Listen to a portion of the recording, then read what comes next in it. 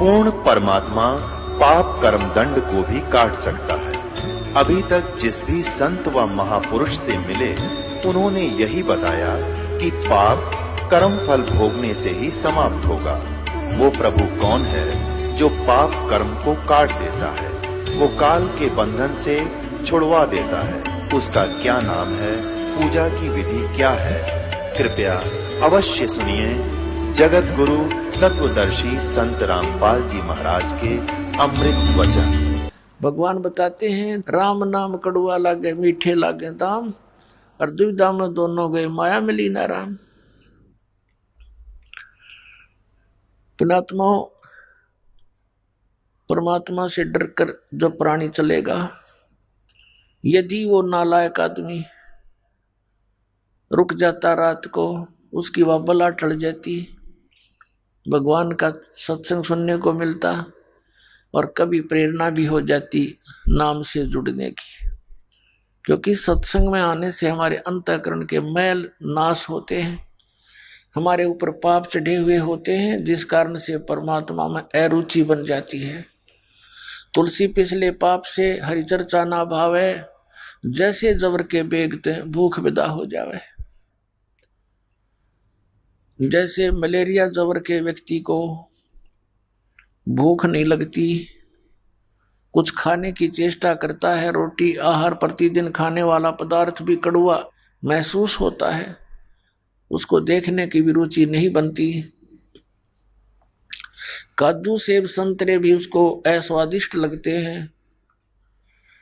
पुण्यात्माओं, न काजू कड़वे हैं, न मनुखा दाख कड़वी है, ना वो आहार रोटी कड़वी है। उसके शरीर की व्यवस्था बुखार ने खराब कर दी। उस जवर के प्रभाव से उस व्यक्ति को वो स्वादिष्ट वस्तु भी कड़वी महसूस हो रही है। अब उसका ट्रीटमेंट क्या है कि कड़वी कुनीन ही खानी पड़ेगी, ना चाहते हुए फांकी मारनी पड़ेगी उन कड़वी गोलियों की, और फिर वो जवर कम होगा। जितना जबर कम होता चला जाएगा, उतना ही भूख लगती चली जाएगी।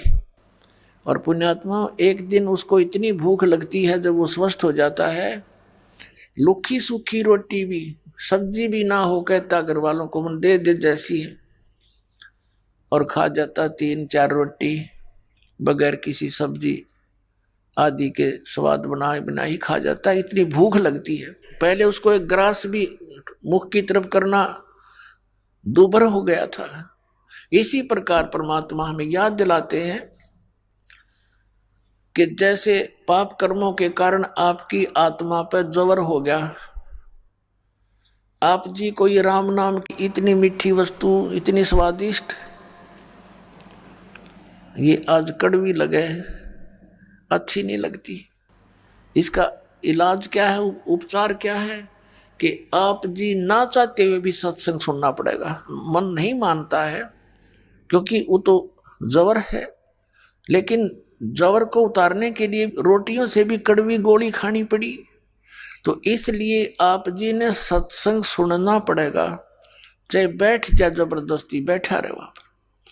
और फिर क्या होता है, ये परमात्मा की अमर वाणी है, और पूरे संत के द्वारा जब ये उच्चारण की जाती है, उनका असर न्यारा होता है। एक आम आदमी तो रोज पढ़ इन वाणियों ना, किससे का असर नहीं। अपने आत्मा, एक तो राजा आदेश दे और एक व्यक्ति विशेष वही आदेश दे, तो अप्लीकेबल नहीं हो सकता। एक समय एक रानी ने गुरु धारण कर रखा था, उसको ज्ञान बहुत अच्छी तरह समझ में आ गया बेटी को। वो अपने पति से प्रतिदिन प्रार्थना करती थी कि नाम ले लो, ये राजपाट सदा नहीं रहेगा, सदा राजा नहीं रहोगे तुम। वो कहता था, तू लेरी नाम है, मैं के न्यारा लूंगा, आप बिलेरी, बस घर में एक बहुत है। संत से सुने हुए ज्ञान से वो कहा करती थी, देखो जी, मैं खाना खाती हूं तो मेरा पेट भरेगा, आप खाओगे तो आपका भरेगा, तो आपने भी भक्ति करनी चाहिए। वो कहता, फिर मैं लेता हूं, सुबह उठकर राम राम करता हूं और ओम जय जगदीश हरे की आरती गाता हूं, तो उसने बताया जी ऐसे काम नहीं बनेगा। संत जी ने, गुरु जी ने बताया कि गुरु बिन माला फेरते, गुरु बिन देते दान, गुरु बिन दोनों निष्फल हैं, चाहे पूछो वेद पुराण। राजा ने सोचा यार रोज कान खावे मेरे, इसके गुरुजी से ही डिस्कस करके आता हूं मैं एक दिन, और उससे पूछता हूं कि क्यों दुनिया को मूर्ख बना रहे हो तुम, इनको बहका रहे हो अपने पैसे ऐंठने के लिए। भगवान न की तब बैठ कर बजले, घर पे भी तो भज सकते हैं। गुरु की आवश्यकता, इस उद्देश्य से उसने कहा अपनी पत्नी से, ठीक है मैं एक दिन तेरे गुरु जी से मिलना चाहता हूं। रानी की खुशी का ठिकाना नहीं रहा कि एक बार यूं आ चला गया तो इसके 16 दिन आ जाएंगे, सुदन आ जाएंगे। राजा ने कहा मैं परसों चलूंगा। रानी ने अपने गुरुदेव से बताया। अब गुरुदेव तो जान उनको परमात्मा की कृपा होती है, वो समझ गए कि राजा कोई कुबद लेकर आवेगा ना, राजा की इतनी अच्छी किस्मत नहीं होती वो सत्संग में आ जाओ, तो बकवादा में राजी रहा करे। क्यों उसमें उसका आगे पाछे 50-60 आदमी सलूट मारनी है, जी सर करनी है, उसने भगवान की आवश्यकता कतई नहीं होती, वो तो ज्ञान से पता लगता है। राजा आया और अच्छा आसन दे दिया गया राजा को। तो संत जी ने कहा कि आओ राजन, कैसे आगमन हुआ।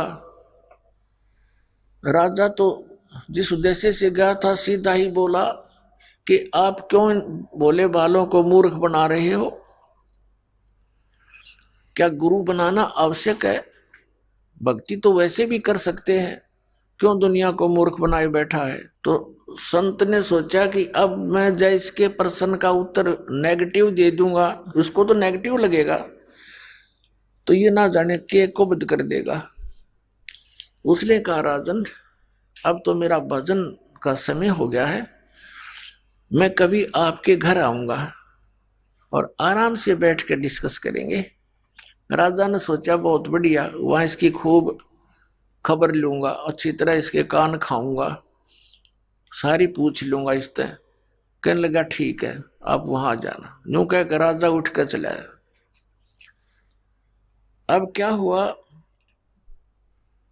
रानी को बता दिया अपनी शिष्या को, बेटी मैं परसों आऊंगा, राजा से मिलूंगा। उसने जाके घर बता दिया कि कल गुरुजी आएंगे मेरे। अब राजा बाहर बैठा सिंहासन के ऊपर नो सज दे के अपनी पूरी टौर दिखाने खातिर, आसपास सैनिक खड़े, बॉडीगार्ड, अंगरक्षक, नौकर। अब बाहर पहरेदारों से यानी नौकरों से बोल दिया गया कि एक संत आएंगे। रानी के जो संत हैं वो नौकर जानते थे, क्योंकि रानी को साथ लेकर जाते थे रथ वगैरह में, कि उसको आने देना, रोकना नहीं। अब वो संत जी सीधे जा रहे थे, राजा बैठा सिंहासन पर, ऊंचे आसन पर, सैनिक खड़े थे। उस संत ने कहा कि सैनिकों इस राजा को अरेस्ट कर लो, जेल में डाल दो। अब वो उसके मुंह की तरफ देख रहे हैं कि यू क्या बकवास कर रहा है, और वो राजा भी देख रहा है कि अच्छा बकवास दिया आदमी, ये तो मेरे राज्य को हड़पना चाहता है। उस संत ने फिर कहा कि तुम्हें सुनाई नहीं देता, अरेस्ट करो इसको, गिरफ्तार कर लो इसको, ये बैठा सिंहासन पर। अब वो टस से मस नहीं हुए, वो आज्ञा का इंतजार कर रहे हैं, आदेश का, कि राजा क्या आदेश देता है, इसका बकलता रहे भी। राजा ने कहा कि इसको अरेस्ट करो। इतना कहना ही था कि वो पकड़ ली बाजू दोनों तरफ से। अगला आदेश क्या होगा ये वो इंतजार कर रहे थे।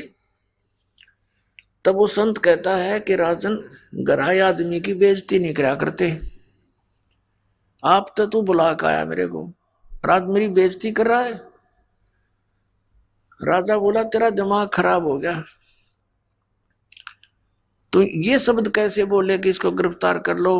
तो उस संत ने कहा कि मैं आपके प्रश्नों का उत्तर देने आया हूं कि गुरु के बिना क्या भगवान की भक्ति नहीं हो सकती। राजा बोला कि ये कैसा तेरा उत्तर भाई, कि मैंने छुड़वा ते देख बनते फिर बताऊंगा। तो उस राजा ने कहा छोड़ दो, उन्हें छोड़ दिया। अब संत ने कहा कि देखो राजन, जो शब्द मैंने बोले थे वही आपने बोले।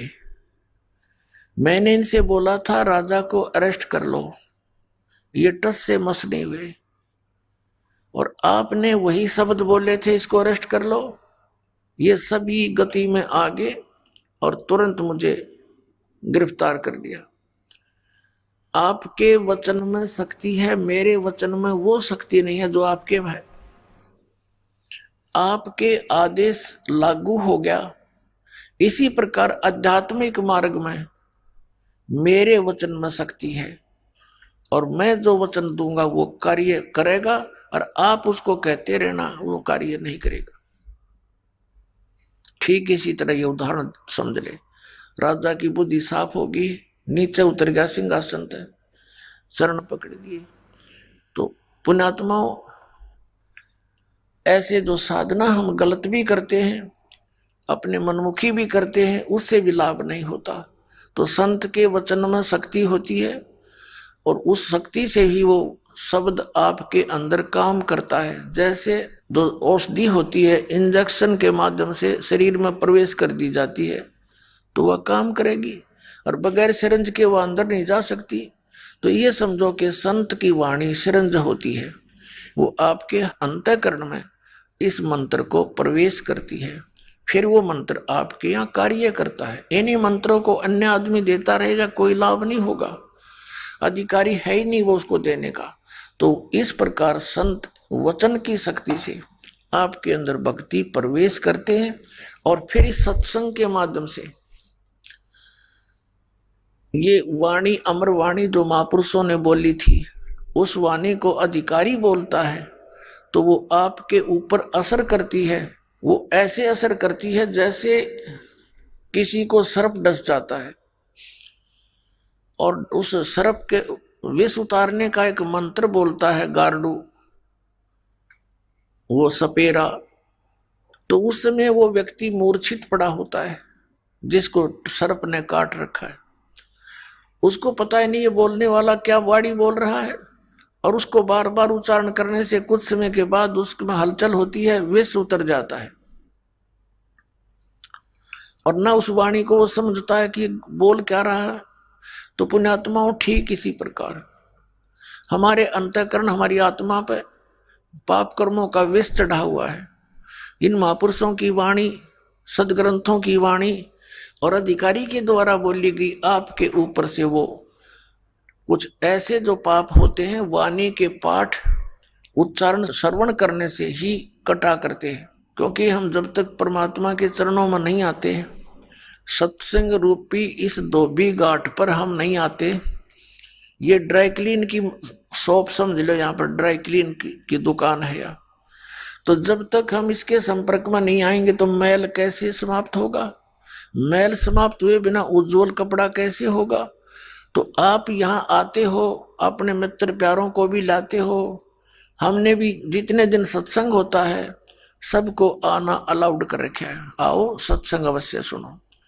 बाकी समय में हम केवल अपने भक्तों से ही मिल पाते हैं, अन्य से कोई हम डिस्कस कर भी नहीं सकते, इसलिए अन्य को आमंत्रित नहीं करते। अन्य दिनों में सत्संग के दौरान सभी आ सकते।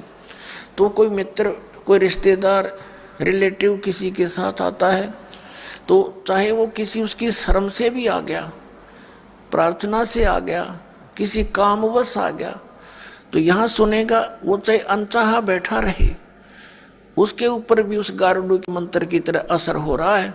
और एक दिन ऐसा आएगा कि उसको भूख लगेगी उस परमात्मा की वाणी की, और फिर वो ऐसा आएगा कि लोग नोकेंगे इसका भी पता नहीं कि मंत्र मार दिया।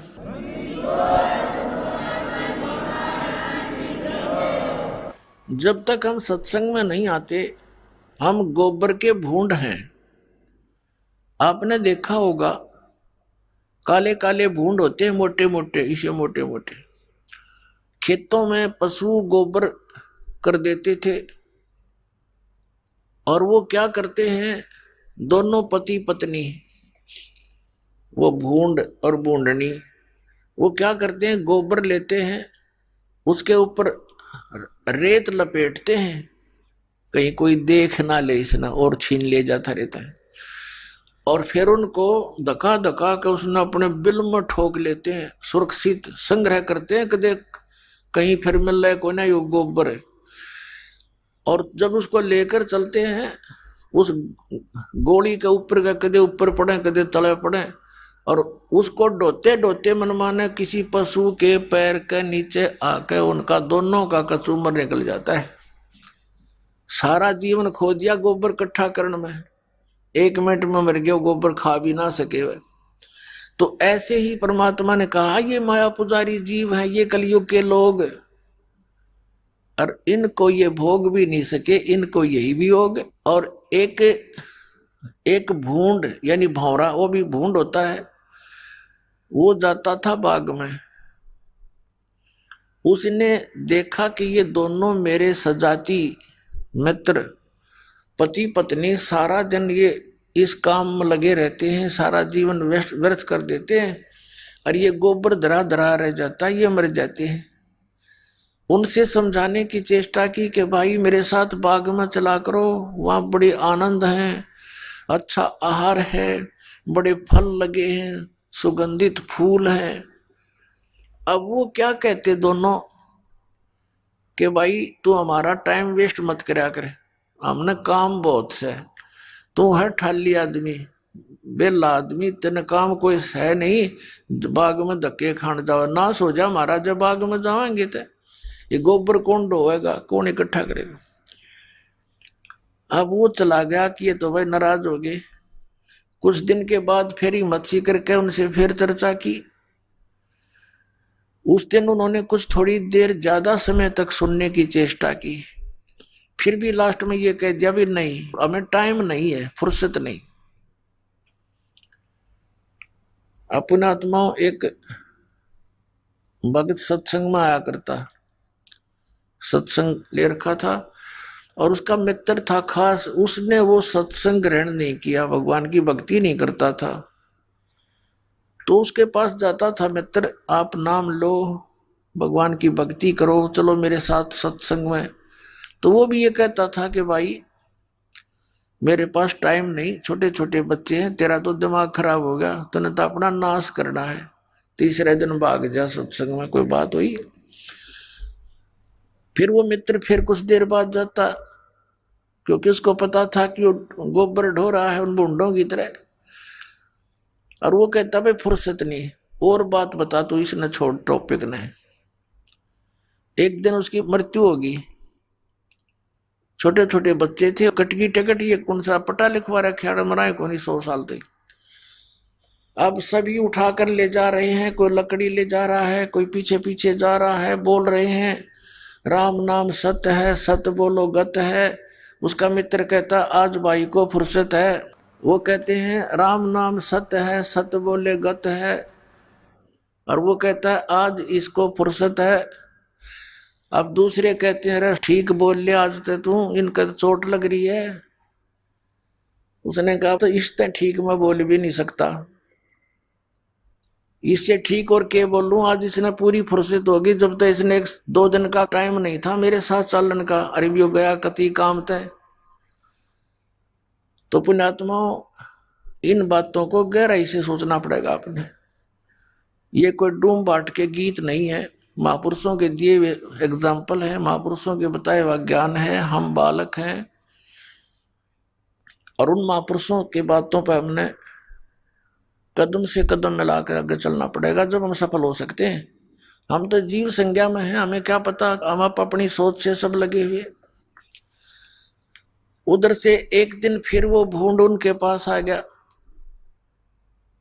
अब वो दोनों छोड़ के उस गोली ने, वो गोबर की ने बैठ गए।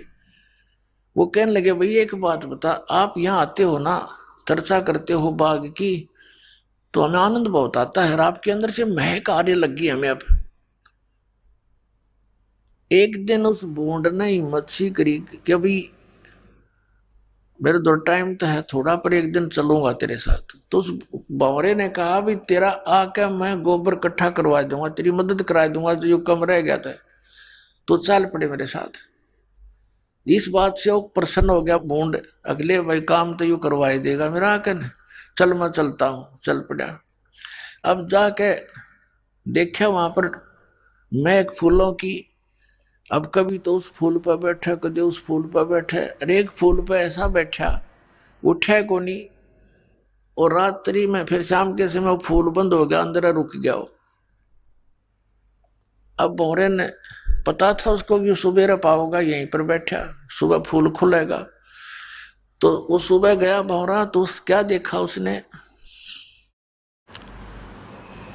कि वो फूल के ऊपर बैठा। वो फूल तोड़ लिया किसी ने, फूल बेचने वाले ने, और वो ले लिया किसी पूजा पाठ करनी ने।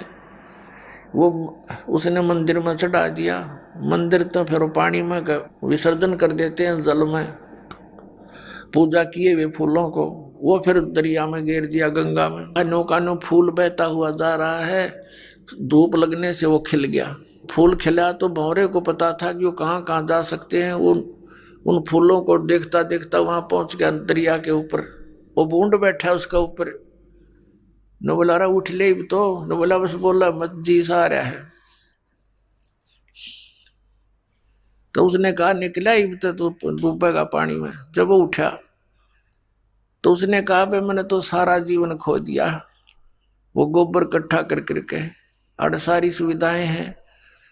तो परमात्मा कहते हैं कि इस प्रकार जो परमात्मा से दूर प्राणी है, इस माया के जोड़न में लग रहे हैं संतों को, वो गोबर के बूंद दिखाई देते हैं। ये सत्कर मान लेना पुण्यात्मा। हमने इतनी माया चाहिए, कितनी? साई इतना दीजियो जा मैं कुटुंब समावे, हम भी भूखे ना रहे अतिथि न भूखा जावे। परमात्मा कहते हैं तुम इतना मांगो मेरे से, ज्यादा नहीं। अपने आत्माओं अतिथि ना भूखा जावे, और जिसमें कुटुंब समावे। कुटुंब समान का अर्थ है रिक्वायरमेंट ऑफ फैमिली, परिवार की आवश्यकताएं पूरी हो। आया अतिथि भूखा ना जावे। इससे अधिक धन अगर हम मांगते हैं तो फिर हम भक्त नहीं। और पुण्यात्माओं परमेश्वर कहते हैं कल्पे कारण कौन है, कर सेवा निकाम, और मन इच्छा फल दूंगा जो पड़े जनिते काम। एक समय परमात्मा जब यहाँ आए हुए थे काशी शहर में, कबीर भगवान वो इन अज्ञानी ऋषि महर्षि गुरु पीरों काजी मुल्लाओं के साथ चर्चा करते थे, ज्ञान गोष्ठी। और उनके पास कोई जवाब नहीं होता था। वो सारे चिंगर जाया करते, फड़क जाते और कहते ये कबीर झूठा है, कपटी है। उन्होंने बहुत कोशिश की, बहुत तरह उनको यातनाएं दी, मारने की चेष्टा की। परमात्मा को मारने के लिए भेजे एक शेख तकी नाम के पीर ने, गुंडे भेज दिए तलवार लेकर। परमात्मा अपनी झोपड़ी में सो रहे थे, साथ में शेख तकी भी था। शेख तकी ने कहा इसको टुकड़े टुकड़े कर दो। गुंडे ऐसे तलवार मारे परमात्मा के शरीर में, आर पार निकल जा, फिर मारे आर पार निकल जा। उन्हें कई जगह से टुकड़े टुकड़े करने की चेष्टा की, और तलवार निकलते शरीर उसाए हो जाए, नो का नो एज इट इज। तब उन्होंने अपनी तरफ से न सोच लिया ना मार दिए तो परमात्मा खड़े हो गए। नो बोला भाई बैठ जाओ तो दूध पिलाता हूँ, दूध पी कर जाइयो। अब उन्हें सोचा हमने तो मार दिया था, यो आदमी खड़ा हो गया। बुखार चढ़ गया उन गुंडिया के, और डांक ठोक दी, भाज लिए। एक हफ्ते पाछे परमात्मा गए उनके पास कि भाई मैं भूत नहीं, मैं परमात्मा हूं, और वो मूर्ख की बात मत आया करो, क्रम बिगाड़ दिया तुमने। तब उनका बुखार उतरा आशीर्वाद भगवान से। ऐसे बहुत से जुल्म के इन्होंने। एक समय सरसों के तेल में उबलते हुए कढ़ाई में डाल परमात्मा को परीक्षा ली कि इसमें बैठ, जब तू भगवान है तो जीवित रह जाएगा, हम तो न मान लेंगे। शेख तकी पीर कहने लगा। साथ में वो दूसरे गुरु जैसे ब्राह्मण लोग थे, ऋषि थे, वो भी दुखी थे भगवान के सच्चे ज्ञान थे। तो वहां उबलते तेल के सरसों के कढ़ाई में परमात्मा बैठ गए। उन्हें कहा या तो बैठना, हम तो पटकेंगे इसकी में ठाक है। परमात्मा बोले ये कष्ट भी क्यों दूं आपको, मैं आप ही बैठ जाता हूं। परमात्मा उबलते हुए सरसों के तेल के कढ़ाई में बैठ गए। गर्दन बाहर दिखाई देती, शेष शरीर अंदर है। अब सिकंदर लोधी दिल्ली का बादशाह भी वहां पर विद्यमान है। हजारों की संख्या में दर्शक खड़े हैं। जब परमात्मा डूबे नहीं, जले नहीं, मरे नहीं, शेख तकी हैरान हो गया। उसने कहा कि राजन, इसने तेल की तासीर ठंडी कर दी जंतर मंतर करके। तो राजा ने सोचा लट चेक कर लूं, यूं उंगली डालनी चाहिए। परमात्मा ने कहा राजन, इसमें उंगली ना दिए, नालायक के कहते हैं, इसकी ना विरा कितना फारेनहाइट है, यो बहुत गर्म है और इसमें उंगली मत देना। लेकिन राजा के ना जच्ची, जब गुरुजी ना जलते कबीर साहब तो मेरे के बिजली पड़ेगी एक उंगली में। वो नटते नटते उंगली दे दी। जितनी उंगली तेल में गई थी उतनी कटके दूर होगी, अंदर निशान भी नहीं पाया उसका, और मूर्छित हो गया राजा। फिर राजा के चारों तरफ घूम गए उसके नौकर, पानी के छींटे छाटे मार के एक बेहोश में लाए। फिर पीड़ा इतनी थी वो फिर बेहोश हो गया। तब परमात्मा निकल कर आए तेल के से बाहर और पकड़ के उंगली को सीधा पूरा कर दिया। वह कटी हुई नहीं रही जब उसकी पीड़ा मिटी। बोलो सतगुरुदेव।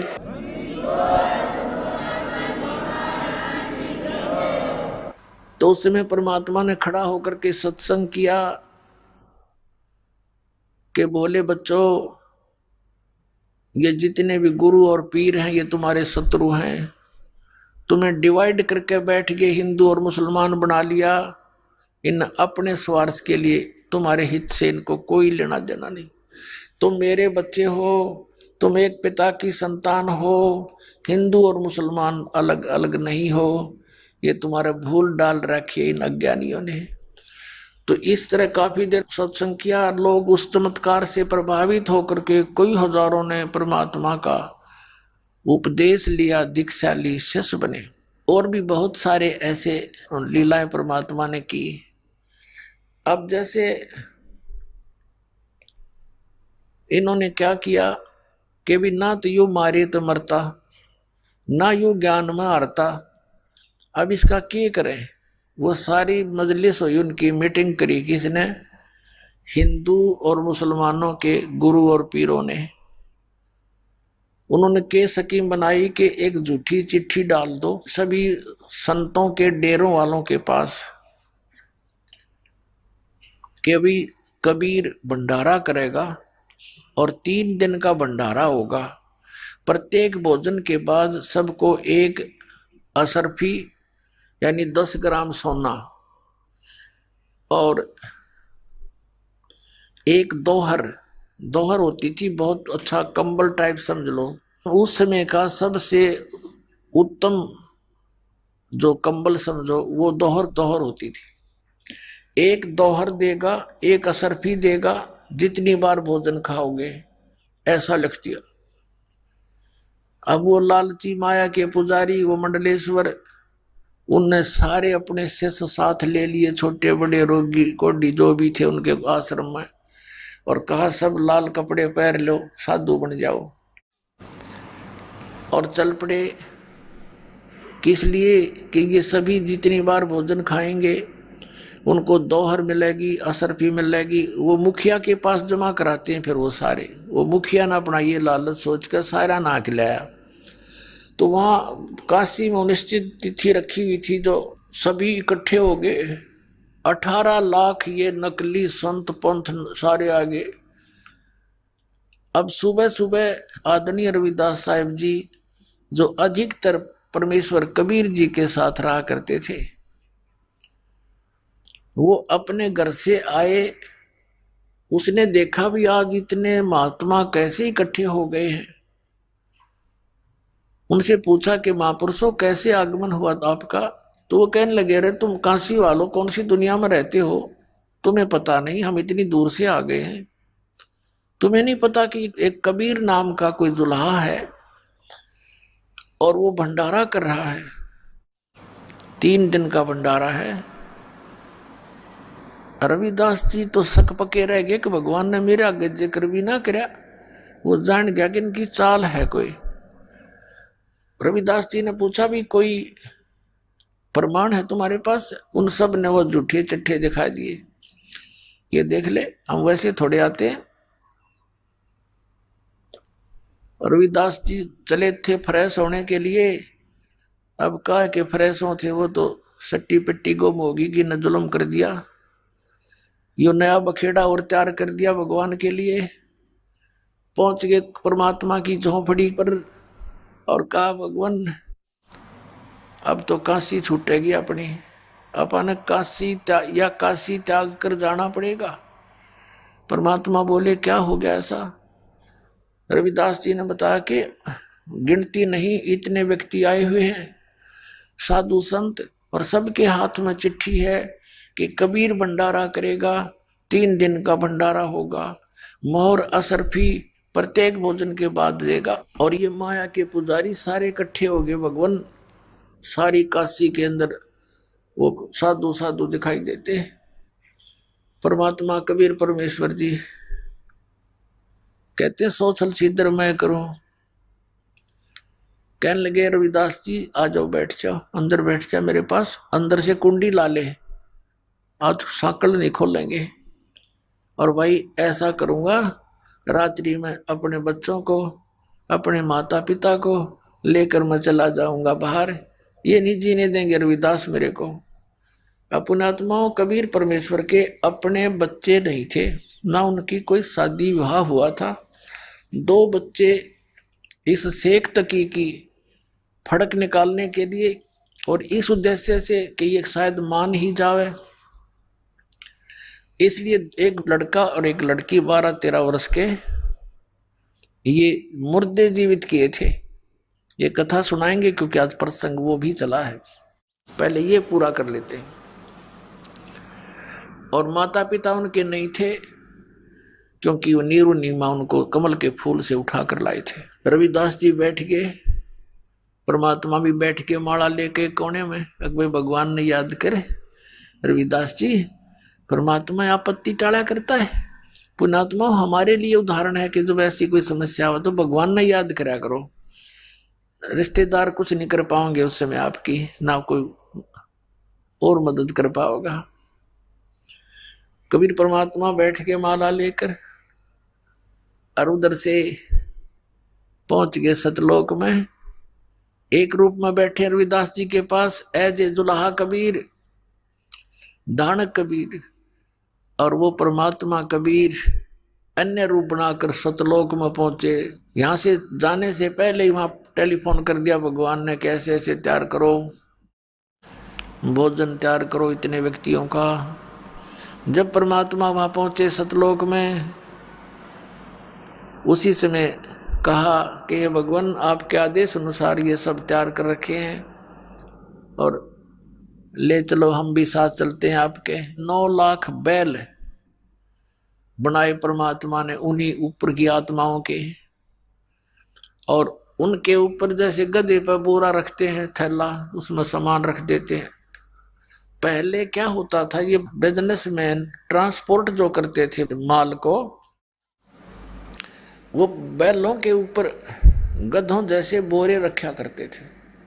उनके अंदर वो सामान, जैसे किसी मंडी से शक्कर ले ली और दूसरी में जा बेची, वहाँ से कणक ले ली, वो तीसरी में ला बेची, और सैकड़ों हजारों की संख्या में 200, 400 बैलों के ऊपर एक टाइम में ट्रांसपोर्ट करते थे। उनको बंजारे बोला करते थे, बिजनेसमैन बंजारे जो बनज करते थे।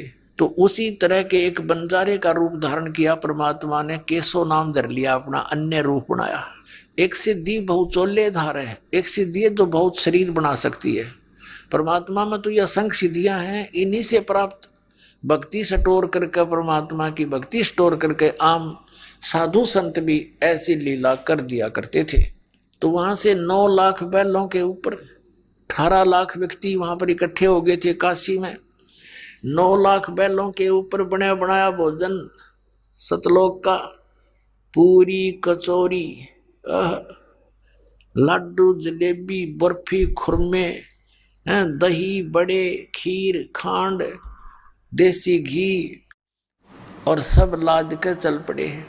काशी से थोड़ी सी दूरी पर वहां आकर नीचे उतर गए। साथ में कुछ बंजारे यानी उनके सेवक भी साथ थे। आदरणीय गरीबदास साहिब जी को परमात्मा मिले थे सन 1727 में। उनको सचखंड लेकर गए थे परमेश्वर, जैसे एक जिंदा महात्मा के रूप में आकर के, जैसे आदरणीय गरीबदास साहिब जी को लेकर गए, ऐसे ही आदरणीय नानक साहिब जी को लेकर गए थे। बेई नदी से सचखंड लेकर गए थे, फिर वापस छोड़ा था। ऐसे गरीबदास जी को ऊपर ले जाकर वापस छोड़ा था और उनकी दिव्य दृष्टि खुल गई थी। परमात्मा ने उनके अंदर ज्ञान फीड कर दिया था, दिव्य दृष्टि खोल दी थी। उसी आधार से गरीबदास साहिब जी ने परमात्मा की लीलाओं का आंखों देखा वर्णन किया। जैसे तुलसीदास जी हुए हैं जिन्होंने रामायण लिखी है, घट रामायण नहीं, वो तुलसीदास दूसरा था, वो राधा स्वामी वाला ग्रुप का है वो। तो एक तुलसीदास जी हुए हैं जिन्होंने ये रामायण लिखी थी। पहले रामायण संस्कृत में थी, उन्होंने फिर अपनी दिव्य दृष्टि से, उसकी भी दिव्य दृष्टि खुल गई थी, तो उसने ये श्री रामचंद्र जी की लीला लाखों वर्ष के बाद ज्यों की त्यों चित्रार्थ कर दी थी। तो इस दिव्य दृष्टि की भी रेंज होती है, जैसे सूक्ष्मदर्शी होती है, उस सूक्ष्मदर्शी यानी दूरबीन की भी रेंज होती है। तो गरीबदास जी की जो सूक्ष्मदर्शी यानी दिव्य दृष्टि थी, वो तुलसीदास की दिव्य दृष्टि से प्रबल थी। तो ऐसे गरीबदास जी ने फिर परमात्मा की आंखों देखा हाल बताया है। तो वहां से जब क्या बताया गरीबदास जी ने, उनकी वाणी में लिखा है कि वो नीचे आकर बैल उतरे ना, तो उनके सिर पर सींग थे और नीचे जमीन से भी उनके कदम लगभग 6 इंच ऊपर चल रहे थे, 6 इंच ऊपर टिक रहे थे, जमीन पर नहीं टिक रहे थे। और चल वैसे ही रहे थे जैसे आम बैल चलते हैं। और वो दिखाई केवल उन्हीं को देते थे कि ये जमीन पर पैर नहीं रखे इनके, जिनको कुछ आध्यात्मिक उनकी दृष्टि काम करती थी। तो वहां आकर के काशी के चौपड़ के बाजार में मेन स्थान तो वहां बना लिया, अपना स्टोर भंडारे का जो सामान था, और बाकी टेंट लगा दिए बहुत लंबे चौड़े, कई टेंट लगा दिए। फिर उन टेंटों के अंदर भंडारा शुरू कर दिया, टेंटों से बाहर टेंटों में सामान डाल दिया और लोग आगे भाई रोटी खाने लगे हो तो भंडारा शुरू कर दिया। 18 लाख आदमी और साथ में वो सतलोक से आए हुए हंस, ये राधा स्वामी वाले ठेकेदारी ले रहे हैं सतलोक की, इनका का पता नहीं, क्योंकि वहां तो प्रकाश ही प्रकाश है, नूर ही नूर है, वहां भगवान है ही नहीं। वहां गई हुई जीवात्मा ऐसे समा जाती है उस परमात्मा में, प्रकाश में, जैसे बूंद समुद्र में फूटे बाग हमारे। ऐसे गुरु मिले हमारे को नकली, वहां तो सारी व्यवस्था है। यहाँ से बहुत सुंदर आहार है वहां के, तो वो आहार सतलोक से लेकर आए भगवान ने, वहां भंडारा शुरू कर दिया। अब जो भी खावे परमात्मा का सतलोक का आहार उंगली चाटता ही रह जावे। 2 रोटी खाने वाला भी 6 रोटी खावे, इतना स्वाद लगा, गेला डाइजेस्ट हो जावे, क्योंकि भगवान का अमृत आहार। तो वहां तो प्रोसीजर चल पड़ा खाने का, और साथ में 2 रसर पी दे तुरंत, वो केसो रूप में आगे परमात्मा। और उन सब को भोजन खाकर आवे भाई इधर से आ जाना, वो उठावे 2 और 1 असर पी ले भाई, 2 रसर पी ले भाई, चलते रहो। अब उस शेख तकी जो सिकंदर लोधी का धार्मिक गुरु था, उसकी भी इस षड्यंत्र में मुख्य राय थी। तो उसने ये सोचा कि कबीर तब भाग्या होगा काशी छोड़ के, और राजा से कहते हैं, राजा के पास भी एक पत्र भिजवा दिया कि आप भी आइएगा, हम भंडारा कर रहे हैं। तो शेख तकी ने कहा जी देखो आपके गुरु का पत्र आया है, टोंट कसी उसने, आप चलोगे? राजा बोला सिकंदर लोधी के अवश्य चलूंगा मैं। कब का भंडारा है, कैसे भंडारा, इस दिन का, अच्छा चलेंगे। वो चल पड़े। दिल्ली से काशी के लिए 2-3 दिन लगने थे, उन्होंने पहले प्रस्थान कर दिया। तो पहुंच गए उस दिन, निश्चित दिन सुबह सुबह। वहां जाकर देखा कि भंडारा चल रहा है। अब शेख तकी की तो मरगी माँ, उसने तो न सोचा था कबीर भाग गया होगा, वह लोग गाली दे रहे होंगे खड़े खड़े से भी, जितने साधु संत आवेंगे। अब उसने सोचा क्यों, तो भाई कमाल हो गया। वो तो कलेजा पकड़ के बैठ गया। आज्ञा के बनी भाई, उनसे पूछता कौन दे रहा भंडारा, ये कौन दे रहा भंडारा। तो बताया गया कि एक केशव नाम का बंजारा है और स्टैंड में विराजमान है, वो ये भंडारा कर रहा है। सिकंदर लोधी और शेख तकी वहां गए। राजा ने पूछा भाई आप कौन हो, आप क्या लगते हो कबीर भगवान के। केशव रूप में विराजमान परमात्मा केशव बंजारे के रूप में कहता है कि मैं उसका पगड़ी बदल मित्र हूं, यार हूं, वो मेरा फ्रेंड है, मैं बंजारा हूं। मेरे पास एक पत्र गया था उनका कि ऐसे ऐसे एक छोटा सा भंडारा करना है, कुछ सामान लेते आइएगा। अब शेख तकी नौकर है, इसने छोटा भंडारा मान रही है तो भाई।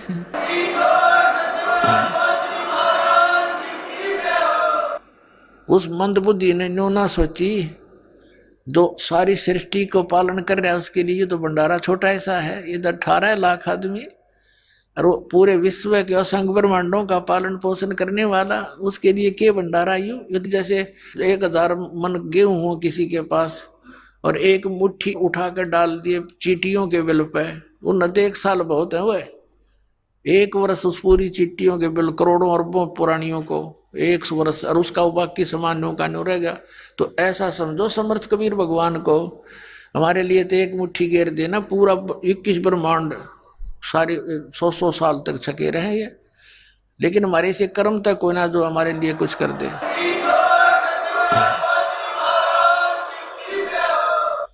अब सिकंदर लोधी ने पूछा कि वो कबीर साहब क्यों नहीं आए। केशव कहता उनका दास जो बैठा है, मौज उनकी, आएंगे जब आ जाएंगे, वो तो मर्जी के मालिक हैं। अब सिकंदर लोधी कहते उत्सुकता और घनी बढ़ गई कि दर्शन करो इसे महापुरुष के, जिसके लिए केशव कैसे बन जा रहे जिसके। लेकिन बुद्धि भ्रष्ट होगी उस शेख तकी की।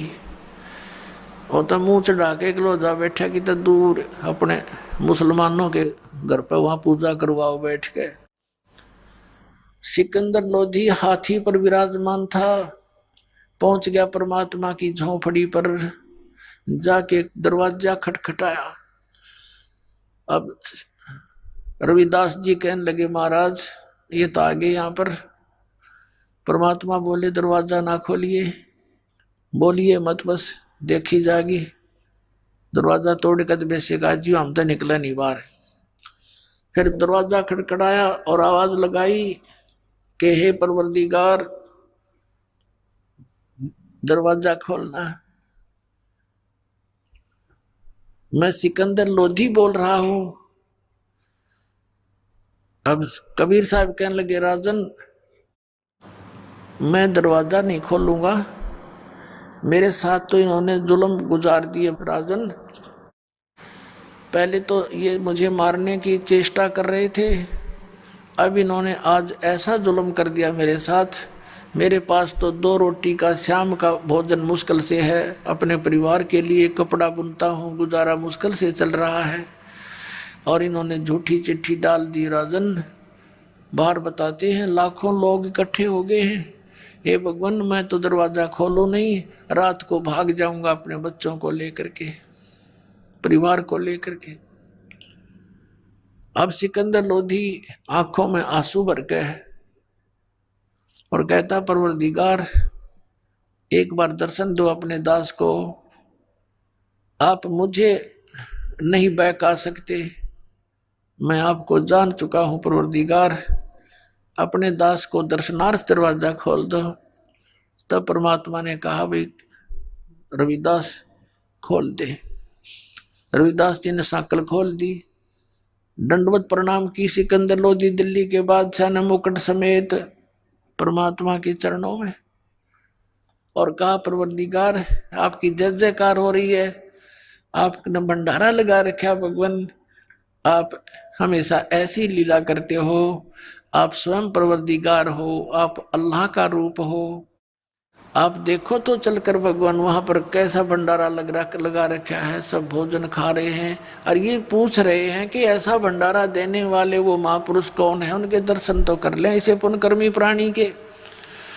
वो तो आपको प्राणी समझे, लेकिन आप हमारे जानी जान भगवान हो परमात्मा, आपके दर्शनाभिलाषी वहां आपके इंतजार कर रहे हैं, आप चलो मेरे मालिक। तब परमात्मा ने कहा कि चलो भाई चलते हैं। आसमान से एक मुकुट आया, मनोहर मुकुट सुंदर, और परमात्मा के सिर पे रखा गया। और परमात्मा ज्यों ही झोंपड़ी से बाहर निकले, आसमान से फूल बरसने लगे कबीर परमात्मा के ऊपर, सतलोक से आकर के फूल बरसने लगे। रविदास जी चमर करते हुए साथ साथ चले। तब सिकंदर लोधी ने कहा कि रविदास जी यह सेवा दास को दे दो, आप तो नित्य ही करते हो इनकी सेवा। रविदास जी ने वो चमर राजा सिकंदर लोधी को दे दिया। परमात्मा को सिकंदर लोधी ने हाथी की अंबारी पर बैठाया, साथ में रविदास जी को, पूज्य परमेश्वर कबीर जी को हाथी की अंबारी होती थी, एक कक्ष बनाया जाता था, रूम, उसको अंबारी कहते थे, और उसके सब दरवाजे खोल दिए, गेट खोल दिए। राजा बैठ गया, रविदास बैठ गए और परमेश्वर कबीर साहब बैठ गए। राजा चंवर कर रहा है, पीलवान हाथी लेकर चल पड़ा वापस भंडारे की ओर।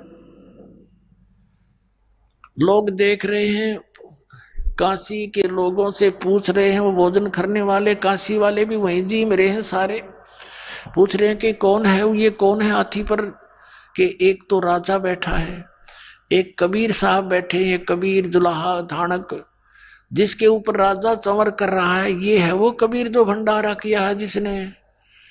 तो उन्होंने कहा ओहो अच्छा, ये है वो महापुरुष, ये है वो महानात्मा। तो सारे भंडारे में घूम कर सबको दर्शन दे के वापस आ रहे थे। जिस टेंट में वो केशव रूप में परमात्मा विराजमान थे, वहां से एक बंजारा गया, उसने करबद्ध होकर प्रार्थना की कि हे भगवान, आपको आपका दोस्त, आपका मित्र केशव याद कर रहा है। परमात्मा हाथी से तुरंत नीचे उतरे, राजा और रविदास जी भी साथ साथ आ गए।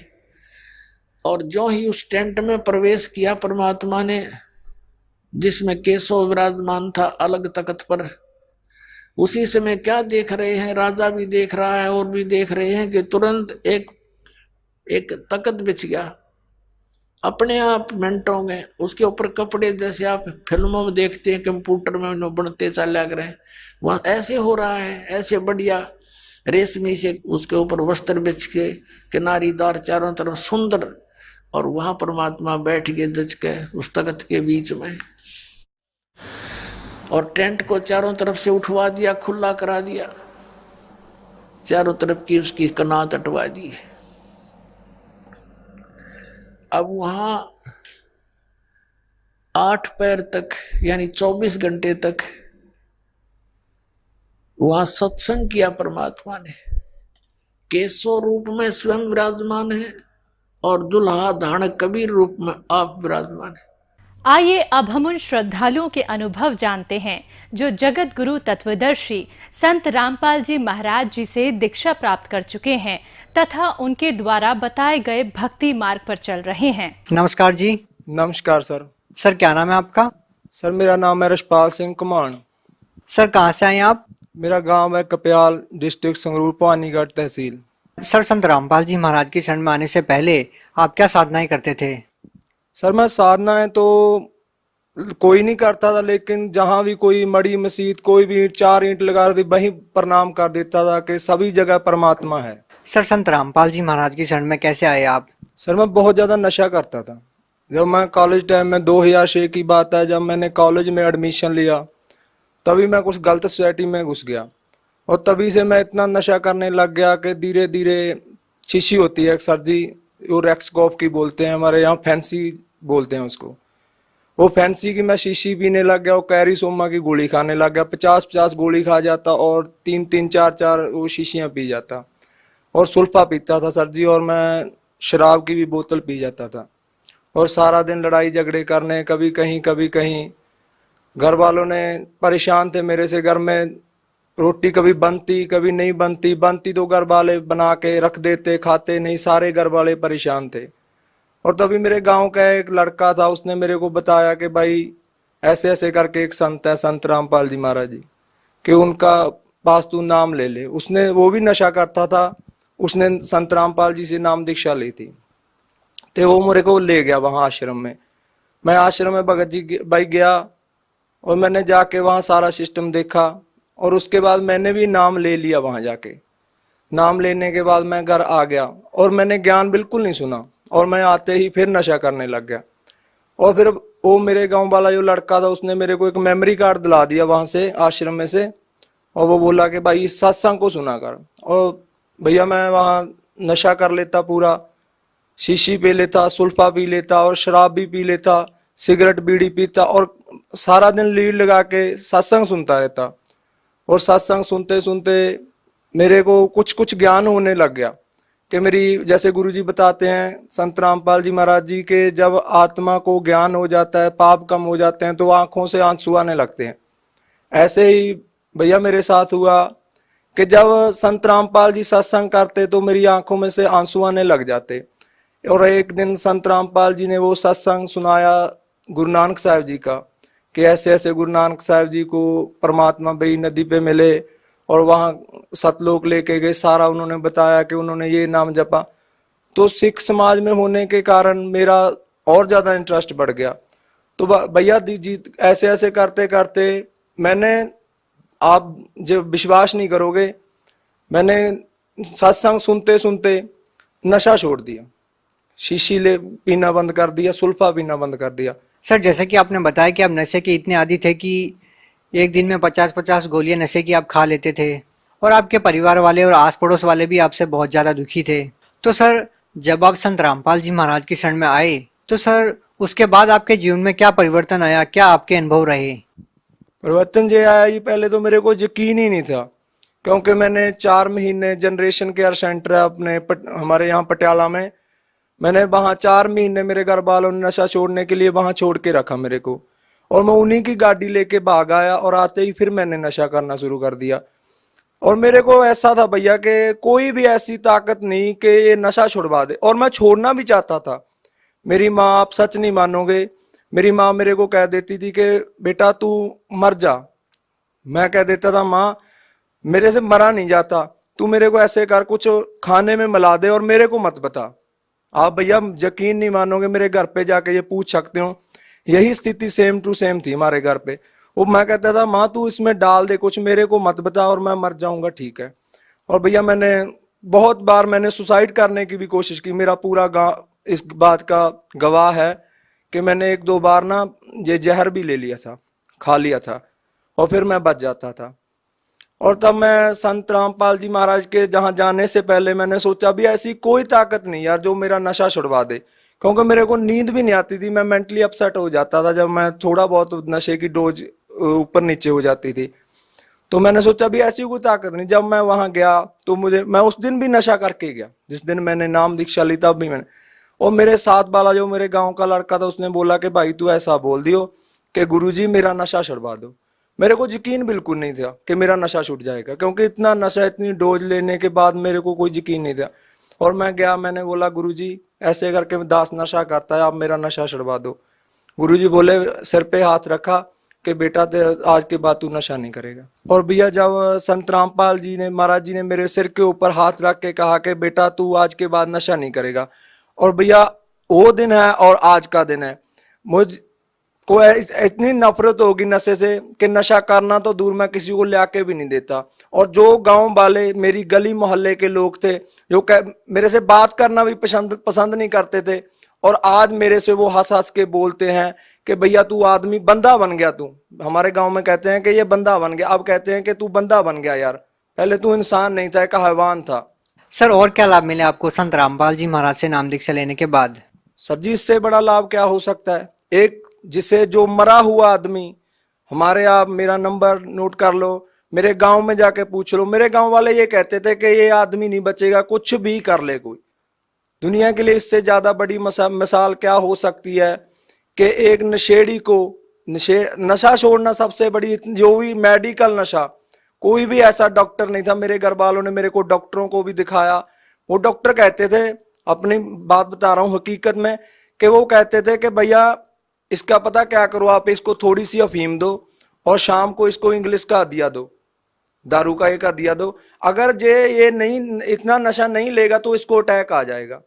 आज मैं देख लो अपना सारा खेती का काम करता हूँ, कुछ अपनी जमीन है, कुछ मैं ठेके पे ले लेता हूँ, कम से कम 60-70 बीघा की खेती कर रहा हूँ, जबकि वो कहते थे कि ये बच ही नहीं पाएगा, इसको अटैक आ जाएगा यदि इसने नशा छोड़ दिया।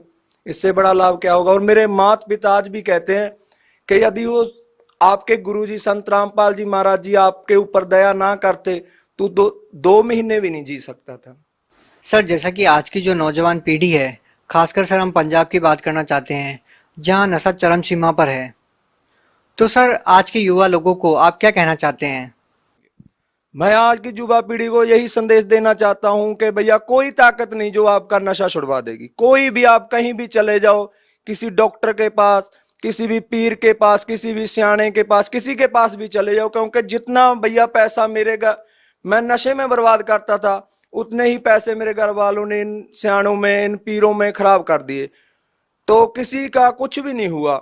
और मेरे को डॉक्टरों के पास मैं इनको यही संदेश देना चाहता हूं कि आप संत रामपाल जी महाराज का टीवी पे सत्संग आता है, आप ध्यान से सत्संग सुनो। अगर आप नशा छोड़ना चाहते हो तो एक यही तरीका है, और संत रामपाल जी महाराज जी हैं जो आपका नशा छुड़वा सकते हैं, वरना दुनिया की कोई ताकत नहीं जो आपका नशा छुड़वा दे। जो लोग आज संत रामपाल जी महाराज से जुड़ना चाहते हैं, वो लोग चाहते हैं कि आपकी तरह उनका भी नशा छूट जाए, वो भी आपकी तरह लाभ पाना चाहते हैं, तो वो नाम दीक्षा कैसे ले सकते हैं? वो नाम दीक्षा भैया ऐसे ले सकते हैं जैसे कि सत्संग आता है टीवी पे, उसके नीचे एक पट्टी आती है, उस पट्टी के ऊपर यदि आपने बुक मंगवानी है तो वो भी नंबर है, वो नंबर है सारे दिए हुए हैं, उन नंबरों पे कांटेक्ट करो और बताओ कि आप कौन से जिले से हो। और हर एक जिले में लगभग आज नामदान केंद्र हैं, आओ वहां से जाके नामदान लो और संत रामपाल जी से होने वाले लाभ उठाओ। जो भी आपके दुख तकलीफ हैं, संत रामपाल जी कहते हैं कि सबसे पहले हम उसके दुख तकलीफ दूर करते हैं जो हमारी शरण में आता है। भैया एक ये भी बात है कि अगर हमारे दुख नहीं दूर होंगे, हमें कोई टेंशन है, दुख है, तो हम भक्ति भी नहीं कर पाएंगे। और संत रामपाल जी एक ऐसे संत हैं जो सबसे पहले दुख दूर करते हैं। अगर आप देखना भी चाहते हो कि वाकई ये लाभ होते हैं या नहीं, पहले ज्ञान समझो, फिर नाम लो, उसके बाद देखो। जी धन्यवाद, नमस्कार।